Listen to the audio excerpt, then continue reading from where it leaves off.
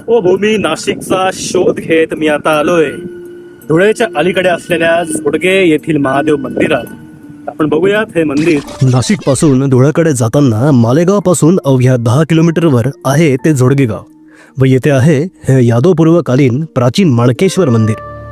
मंदिराच्या दक्षिणेकडील टेकडीतून कातळ कापून अखंड दगडांची जुळवाजुळव करून केलेल्या घट्ट जोडणीमुळे हे बांधकाम आज 1000 वर्षानंतरही टिकून आहे।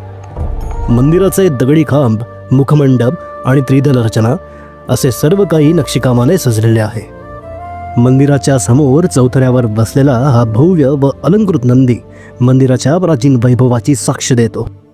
मंदिराच्या पायापासून ते शिखरापर्यंतच्या उठावदार उतरंडीवर बारीक नक्षीकाम, विविध देवदेवतांचे शिल्प, अंधकासुरवध, चामुंडा, अष्टदिक्पाल, शेकडो सुरसुंदरींची शिल्प मंदिराला अनुपम सौंदर्य प्रदान करतात। गाभाऱ्यातील शिवलिंग पश्चिमाभिमुख असून त्याच्या भोवतीची प्रकाश योजना चैतन्यमय आहे। बाहेरच्या भागावर गणेशाच्या तसेच महादेवाच्या विविध प्रतिमा आहेत। मंदिराच्या अग्रभागावर कीर्तिमुख आहे।